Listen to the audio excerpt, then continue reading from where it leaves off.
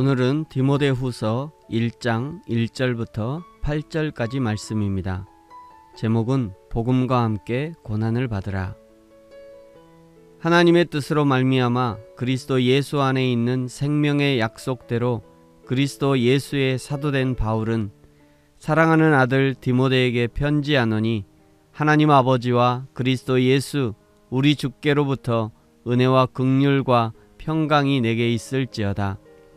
내가 밤낮 간구하는 가운데 쉬지 않고 너를 생각하여 청결한 양심으로 조상적부터 섬겨오는 하나님께 감사하고 내 눈물을 생각하여 너 보기를 원함은 내 기쁨이 가득하게 하려 함이니 이는 내 속에 거짓이 없는 믿음이 있음을 생각함이라. 이 믿음은 먼저 내 외조모 로이스와 내 어머니 유니게 속에 있더니 내 속에도 있는 줄을 확신하노라. 그러므로 내가 나의 안수함으로 내 속에 있는 하나님의 은사를 다시 불일듯하게 하기 위하여 너로 생각하게 하노니 하나님이 우리에게 주신 것은 두려워하는 마음이 아니요 오직 능력과 사랑과 절제하는 마음이니 그러므로 너는 내가 우리 주를 증언함과 또는 주를 위하여 갇힌 자 된 나를 부끄러워하지 말고 오직 하나님의 능력을 따라 복음과 함께 고난을 받으라. 아멘. 디모데후서는 바울의 마지막 편지로 바울의 유언과도 같은 서신입니다.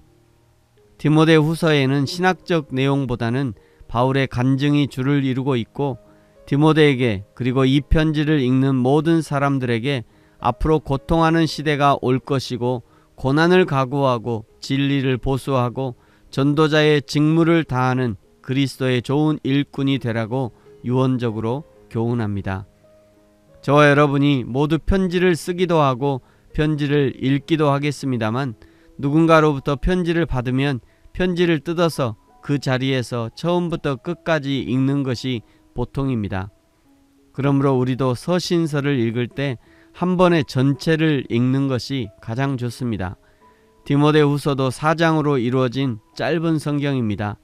설교자는 설교를 할 때 9절씩 때로는 장별로 읽고 설교를 하겠습니다만 여러분은 한 번에 쭉 읽어보셔도 좋을 것 같습니다. 1절부터 2절은 바울의 인사말입니다. 자신을 소개하면서 하나님의 뜻으로 사도가 되었고 예수 안에서 생명의 약속대로 사도가 되었다고 소개합니다. 바울이 이제 로마에서 사형을 며칠 앞둔 상황에서도 자신의 사도권에 대한 변호를 하고 있으니 이것 때문에 얼마나 고통을 받았었는지를 짐작해 볼 수 있는 대목이라고 할 수 있습니다. 바울에게만이 아니라 저와 여러분에게도 늘 우리의 정체성을 묻는 질문들은 늘 따라다닙니다. 요즘은 코로나 전국에 교회 다니는 사람들, 예수를 믿는 사람들이 지긋지긋하다고 할 정도로 미움을 받는 상황이 되어버렸습니다. 그럼에도 불구하고 그 미움이 몇몇의 잘못된 신앙을 가지고 있는 사람들을 향한 미움이라는 것을 기억하고 위축되지 말고 오히려 참 그리스도인들로서 우리의 정체성을 분명히 해야 합니다. 우리가 우리의 정체성을 분명하게 해줘야 사람들도 헷갈려하지 않을 것입니다. 빛이 정확하게 빛을 발하고 소금이 정확하게 짠맛을 내줘야 세상이 밝아지고 세상이 맛이 나는 것입니다. 저와 여러분이 가는 곳마다 세상이 밝아지고 맛나는 세상이 되어지기를 축복합니다. 디모데에게 편지를 쓰는 바울이 디모데의 믿음을 칭찬하는 내용이 오늘 5절입니다. 5절, 이는 내 속에 거짓이 없는 믿음이 있음을 생각함이라. 이 믿음은 먼저 내 외조모 로이스와 내 어머니 유니게 속에 있더니 내 속에도 있는 줄을 확신하노라. 아멘. 디모데의 외할머니 로이스와 그리고 어머니 유니게 두 사람이 모두 유대인인 것은 분명한데 그런데 디모데의 어머니인 유니게가 헬라인과 결혼을 해서 디모데는 헬라인으로 태어났습니다.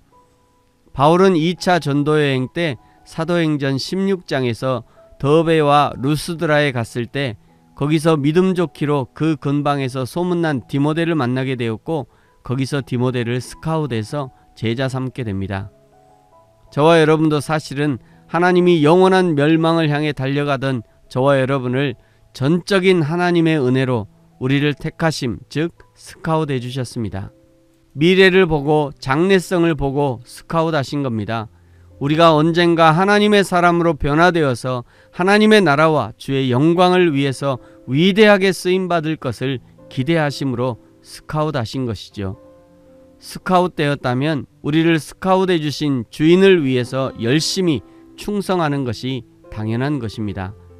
저와 여러분에게 손주, 손녀가 있고 아들, 딸이 있다면 우리의 자녀들, 우리의 손주들을 믿음의 사람으로 키워내야 할 의무가 있는 것입니다. 그렇게 하기 위해서 먼저 여러분 자신이 믿음의 사람이 되십시오. 여러분 자신부터 어떤 고난과 역경이 와도 좌로나 우로나 치우치지 않는 믿음의 사람이 되어진다면 우리의 손주들, 자녀들이 우리의 모습을 보면서 그들도 믿음의 길을 걷게 될 것입니다. 6절은 바울이 디모데에게 안수를 해서 디모데에게 있는 은사를 불일듯하게 하기 원한다 라고 말하지요. 왜 그런가? 7절에 하나님이 우리에게 주시는 믿음은 두려운 마음이 아니다, 이런 말을 한다는 것은 지금 디모데에게 두려움이 있다는 것입니다. 8절 우리 주 예수님을 증언하는 것, 감옥에 갇힌 나 바울을 부끄러워하지 말고 끝에는 오직 하나님의 능력을 따라 복음과 함께 고난을 받으라고 권면합니다. 연소한 디모데, 두려움이 있는 디모데, 그럼에도 불구하고 나와 함께 고난을 받으라고 하는 바울의 마음은 어떤 것일까? 교회를 위해서, 성도를 위해서, 하나님을 위해 받는 고난, 그것이 신앙에 유익하기 때문입니다. 사랑하는 성도 여러분, 저와 여러분에게 있는 신앙의 고난은 무엇입니까? 각자의 상황과 형편에 따라 고난의 종류와 무게는 다 다르고 내가 예수 믿는 것 때문에 고난으로 여기는 것이 다 다를 수 있습니다. 그럼에도 불구하고 그것이 예수 믿는 것 때문에 또 교회를 섬기는 것 때문에 오는 고난이라면 기꺼이 그 고난에 동참하십시오. 부끄러워하지 마십시오. 피하지 마십시오. 그것이 복된 일입니다. 그리고 이 땅에서 잘 참고 견뎌낸 고난에 대한 상급은 곧 우리 하나님 아버지를 만나는 그날의 기쁨의 면류관으로 보상받게 될 것입니다. 그날까지 기쁨으로 인내하며 견뎌내는 저와 여러분이 되어지기를 예수님의 이름으로 축복합니다. 아멘. 기도하겠습니다. 하나님 아버지 감사합니다. 이제 다시 바울의 유언과도 같은 디모데후서를 묵상합니다. 에베소의 사역자 디모데에게 주시는 편지가 오늘 우리에게 주시는 편지임을 깨달아 알아 기쁨으로 말씀을 받게 하시고 교훈하시는 내용을 마음 깊이 새기게 하시며 나 자신이 하나님의 신실한 일꾼으로 세워져 갈 수 있도록 축복하옵소서. 감사합니다. 예수님의 이름으로 기도합니다. 아멘.